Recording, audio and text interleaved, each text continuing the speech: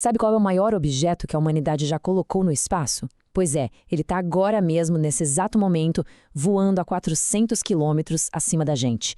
Essa é a Estação Espacial Internacional, um símbolo inacreditável de cooperação global. Mas a pergunta que fica é: como é que se constrói uma cidade do tamanho de um campo de futebol, enquanto ela está se movendo a quase 28 mil quilômetros por hora? Para entender essa engenharia maluca, a gente precisa voltar lá no começo, numa ideia que não nasceu num laboratório, não. Nasceu na ficção. Muito, mas muito antes de existir qualquer foguete capaz de chegar na órbita, a humanidade já estava sonhando. Sonhando em morar lá em cima, entre as estrelas. Essa ideia de ter uma casa permanente no céu, sabe? Ela ficou na cabeça de muita gente por quase um século. Tudo começou lá atrás, em 1869, com um romance chamado A Lua de Tijolos. Depois, já no início de 1900, a coisa começou a ficar mais séria. Cientistas como o russo Tsiolkovsky botaram a mão na massa, calculando se isso era mesmo possível. Em 1929, já tinha até projeto conceitual, como a roda giratória do Hermann Potočnik, pensada para criar gravidade artificial. Aí veio a corrida espacial. E transformar esses sonhos em realidade, bom, aí o desafio foi monumental. Foi uma época de rivalidade intensa e de custos, assim, de cair o queixo. Durante a Guerra Fria, a briga era para ver quem chegava primeiro. A União Soviética saiu na frente, lançando a Salyut-1 em 71. Logo depois, em 73, os Estados Unidos responderam com a Skylab. E mais para frente, em 86, veio a Mir, que foi super inovadora, um projeto modular que serviu de base para muita coisa que a gente vê na ISS hoje. Cada uma dessas missões, nossa, ensinou lições importantíssimas, e algumas delas bem trágicas. E se a gente bota uma do lado da outra, a Salyut e a Skylab, fica muito claro o tamanho da ambição e também dos problemas. A Skylab era bem maior, sim, mas as duas enfrentaram perrengues. A Salyut teve aquele fim trágico com a primeira tripulação, já a Skylab foi simplesmente abandonada por falta de grana. Isso mostra que os desafios não eram só técnicos, né? O custo era uma barreira gigantesca. Então ficou óbvio, né? A lição era clara. Construir uma casa permanente no espaço era simplesmente demais para um país só.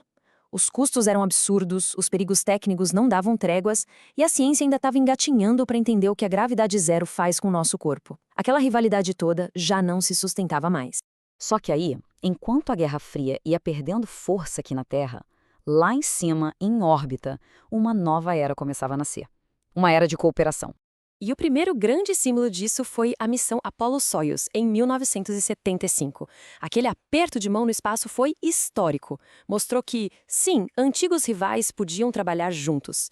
Aquilo ali foi a sementinha, sabe? A semente que preparou o terreno para algo muito, mas muito maior. Aí, chegando em 1993, com o fim da União Soviética e os custos absurdos da estação Freedom que os americanos queriam construir, não teve jeito. A realidade política e econômica bateu na porta e deixou claro: para ter uma cidade de verdade no espaço, o mundo todo ia ter que construir junto. E a solução veio na forma de uma parceria global.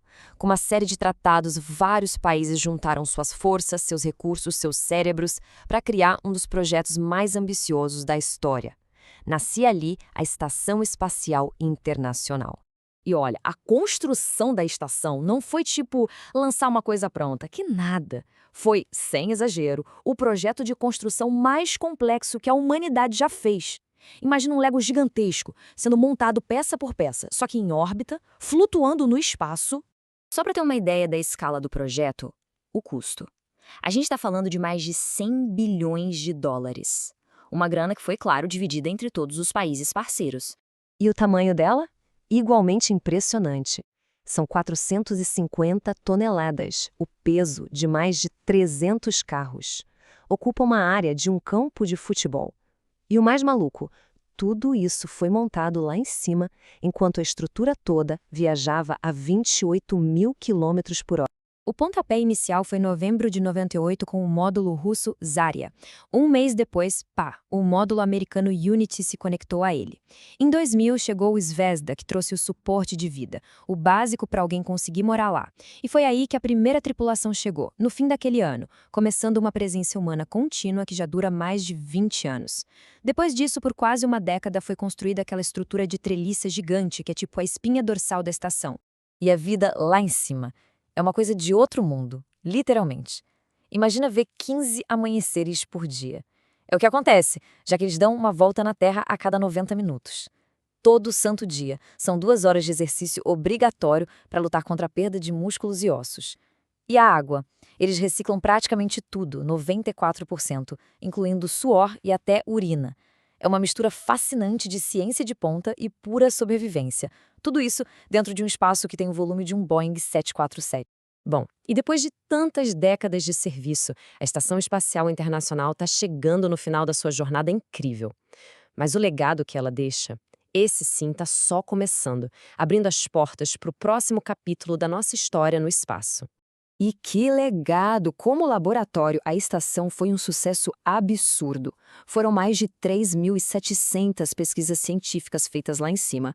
Isso gerou mais de 4.000 artigos publicados com avanço em tudo que é área, desde medicina até ciência dos materiais. E o fim dela já tem data e hora para acontecer. Tá tudo planejado. A previsão é que até 2031 ela seja tirada de órbita de forma controlada. Um veículo vai guiar a estação para uma queda segura, lá no Oceano Pacífico, num lugar chamado Ponto Nemo. É o ponto mais isolado do planeta, o mais longe possível de qualquer pedaço de terra. Um verdadeiro cemitério de naves espaciais. Então, enquanto a gente olha para o futuro, com novas estações sendo planejadas por empresas privadas e projetos internacionais como a Gateway na órbita da Lua, a ISS nos deixa essa pergunta fundamental. Ela provou que a gente consegue cooperar no espaço. Mas e o futuro? A órbita vai ser um bem comum de todos ou vai virar uma nova fronteira comercial?